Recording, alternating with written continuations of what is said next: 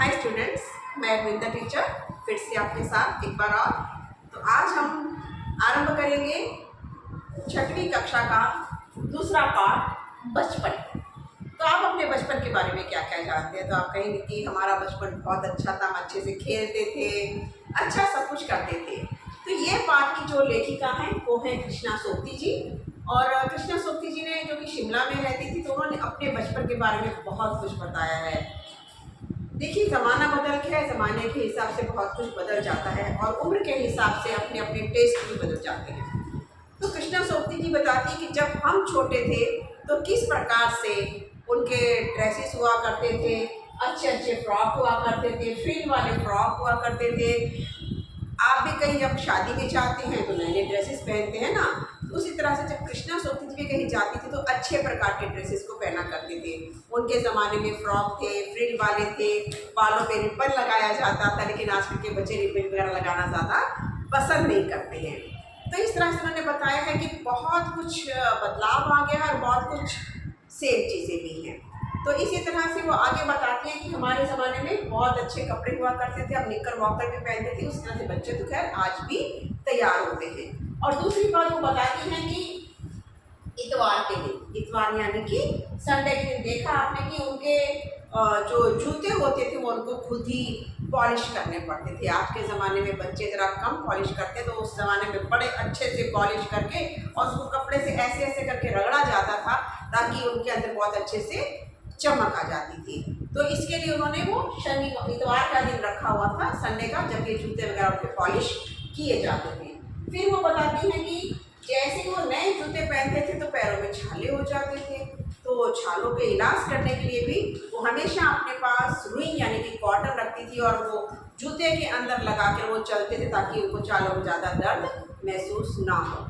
अब वो बताती हैं कि शनिवार के दिन, शनिवार यानी कि सैटरडे, उनको ऑलिव ऑयल और कैस्टर ऑयल पिलाया जाता था, जो कि कड़वी दवाई होती है, तो उनकी सेहत के लिए उनको पिलाया जाता था सारे बच्चों को, जो कि उनको कतई भी पसंद नहीं थी।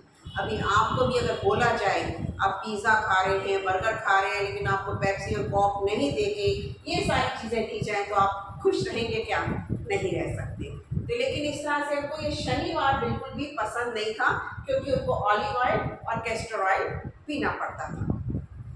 आज भी आप कहीं पर जाते हैं, आज के ज़माने में कहते हैं कि देखा जाए तो मनोरंजन के साधन अधिक हैं।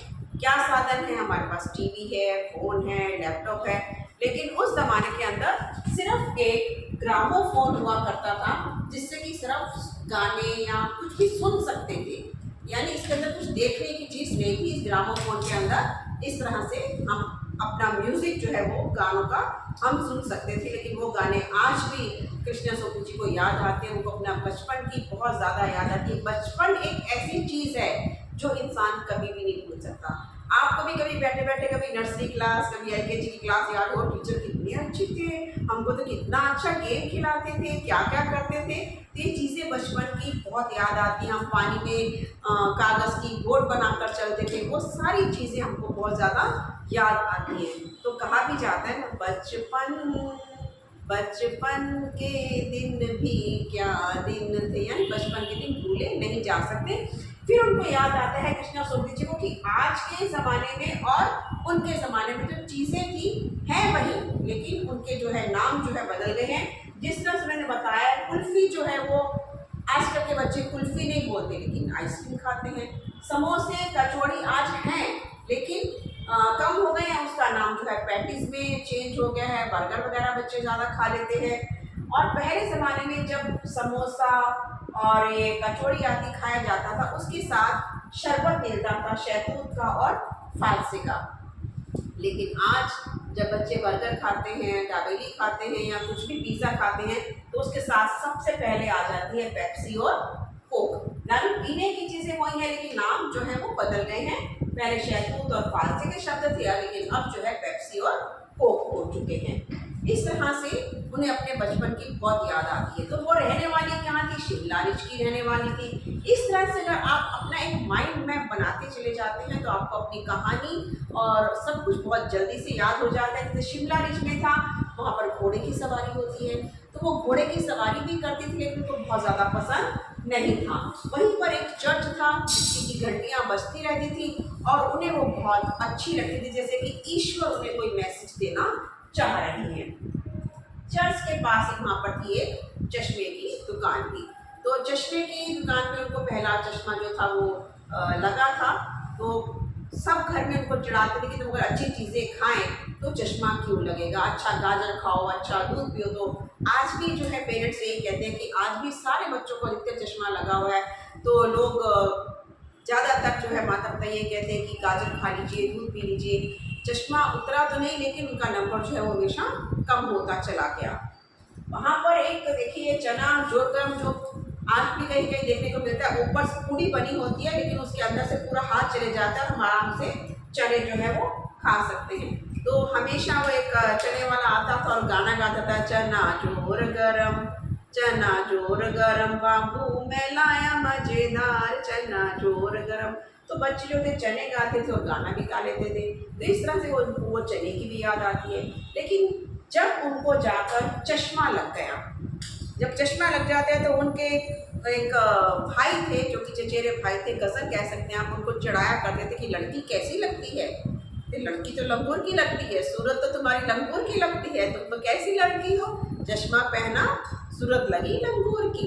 तो इस तरह से भाई बहन के मजाक ये सब भी चलते रहते थे। तो अब कृष्णा सोती जी कहती है कि उस समय बुरा लगता था, लेकिन आज मुझे अपने चश्मे की इतनी ज़्यादा आदत हो गई है कि जब मैं चश्मा नहीं पहनती हूँ तो मुझे जो है अपना चेहरा जो है वो खाली खाली दिखाई देना शुरू कर देता है।